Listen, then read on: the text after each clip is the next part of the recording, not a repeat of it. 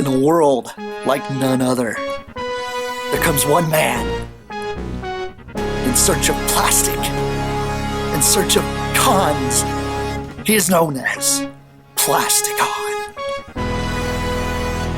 Join him as he brings toys from another dimension to a household near you.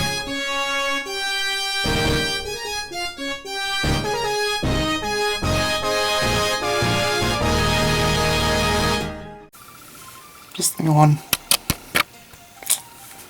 Hey, it's Plasticon here. How you guys doing? I wanted to do a little bit of a talking point of things that may have failed in the Transformers, I'd even say modern collections nowadays. One of the things that has failed pretty hard was the Red Series. If you guys don't know what the Red Series is, it's basically oversized Action Masters. They don't even really have like a gimmick other than the fact that they had swappable hands, kind of like a lot of your Japanese release toys that they have, and even like SH Figure Arts and some of your NECA stuff where they actually have switchable bits. To be honest, they were probably more or less like Action Masters, just not as well built. A lot of people continue to go actually after the old Action Masters, but the more modern rendition of the Red line really didn't do that well. There's a lot of people out there that had bought them, but some didn't care to actually continue that, which is why we probably don't even have those anymore. Now, another thing that has really kind of gone to the wayside, I would have to say, which makes me sad, it's Micromasters. Micromasters were designed to be just a small, tiny little toy way back in the 80s to compete with Micro Machines and all that type of thing. And they're actually pretty amazing little airplanes, cars, play sets, stuff like that. But in the modern world, they didn't do very well. I'm assuming it's probably because the price point really wasn't set correctly. Also, one thing I am noticing, that most of the people that go after the Action Masters and the Micromasters and such are primarily tail-end Generation 1 Transformer collectors because they actually had a nostalgia for these toys. These toys have had a lot of different kind of updates throughout the years, but nothing really insane. Like, a lot of the older play sets were kind of just incorporated into like 3 different molds that they did, and that's it. They didn't do anything else with like the City Former side, because that's kind of was really the draw of those toys. Even whenever they decided to do like Countdown wasn't that great either when they released it in the modern age.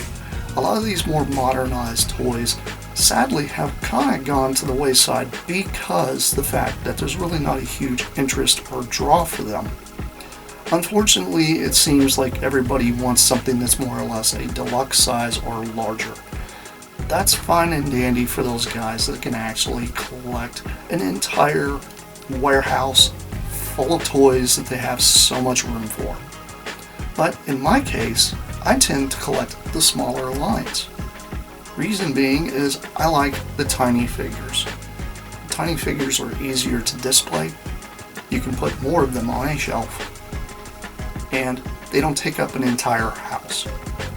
Also, if you're not really keen on keeping the packaging, you can kind of push it into a smaller thing, which is one big reason why I'm really sad to see Core Class not really continuing as hard as it was before. I personally only have a couple Core Class figures, meaning 3, Iguanus, Prime, and the G2 Megatron. The reason being is I wanted smaller versions of those characters on my shelf.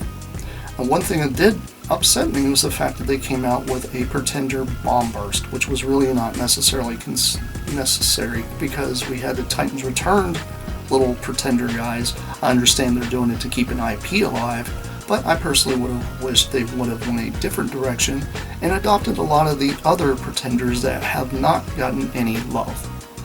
Pretenders and Action Masters and Micromasters to me are literally the bottom of the barrel when it comes to collecting for most Transformer collectors, because they just don't seem to be as fun as the larger ones where they have a Power Master gimmick, a Headmaster gimmick, or something like that.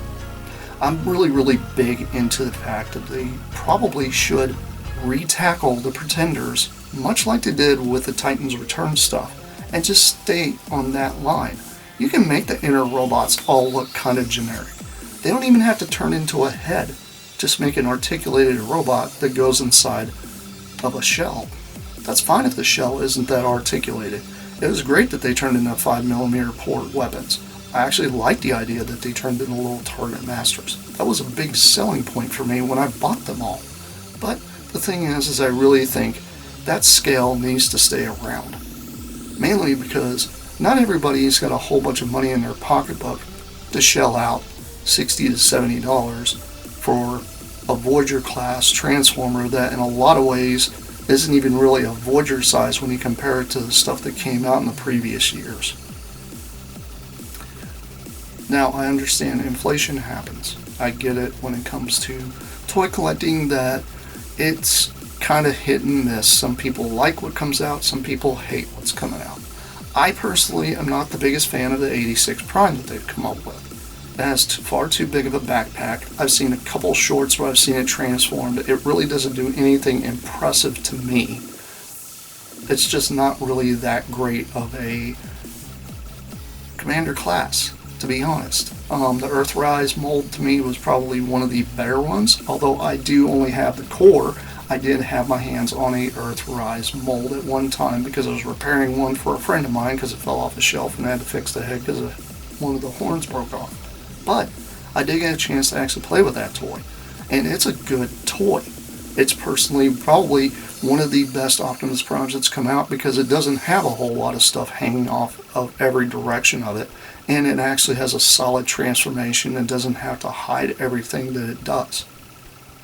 And one thing I do like is the fact that we're also getting a lot of these G2 renditions of things. Generation 2, although we're getting another G2 Minosaur trickling, I wished it would just come out in a box set and just get it over with. But it's cool to see that. And it's cool to also see one of the laser rod, or not laser rods, but the laser cycles to get an actual updated figure. But why haven't they touched the laser rods? There's 4 robots there that you could easily make into pretty much anything you wanted to, and they would sell. I also talked to those guys that are G1ers. They all want the Omnibots. That hasn't happened either. It seems that a lot of the toys that they are putting out right now kind of revolve around 4 main characters: Optimus Prime, Bumblebee, Megatron, and Starscream. Occasionally you'll get a Soundwave or a Shockwave. You might get an Ironhide if you're lucky, or Ratchet. That's kind of the main ones they stick around. I understand why, because those names carry the Transformer brand very well, but the nostalgia train will run out eventually. So, before this nostalgia train goes away, I would actually like to see updated Sky Scorchers and updated Cyberjets. We only had one that actually had any real big homage to a Cyberjet that came out during the Universe line, which gave us a Skyjack. And then later on we had a Pterodai that was repainted into Space Case, but that's it. We haven't really had a hooligan repaint since the movie series, which was like 20, 2008, 2009, something like that. I can't remember the date for sure. But really, that's the only ones we've gotten, and they're not that great. None of them really are. They don't really even invoke what the original ones were. They were just a straight repaint of something that already existed. So, I don't know what you guys are thinking, but it'd be kind of cool to see that. And it would be cool to see even another take on modern Machine Wars, because Machine Wars is very underrated as well. I just think a lot of these toys throughout the years could really take a decent good upgrade and have some awesome stuff, considering Hasbro says they're going to do everything.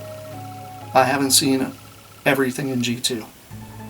Same thing with all the Aqua Speeders and Stormtroopers. Don't see those either. I don't understand what their halt is on this stuff, but maybe it's just because there's no demand. Who knows? But I do know a lot of people in the Generation 2 community tend to really revolve around this and want these kind of things. Although, if they do own the originals, like myself, I'm happy with what I have. But there's some people out there that want more articulation. They want the figure to be bigger, or whatever. That's fine. If it's for those deluxe class guys, yeah, let them get these. Because to be honest, these characters really do deserve another look at. And I personally think the fact that Micromasters only lived as long as it did kind of makes me sad, because there's a lot of combiner ones they could have done. They could have dipped their toes into a HasLab thing, where they could have done the unreleased playset that everybody's seen pictures of that was Micromasters. That could have happened. Not necessarily that same toy, but a modern take on it or whatever. They easily could have done this.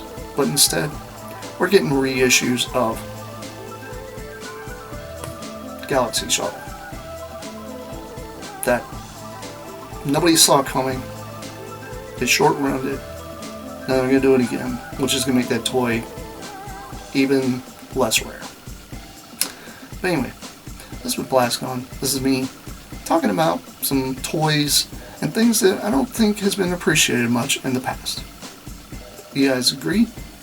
You guys disagree? Leave your comments below, and I will catch you guys later. This has been Plasticon. This is me signing off. Peace out, you guys. Bye for now. Ha.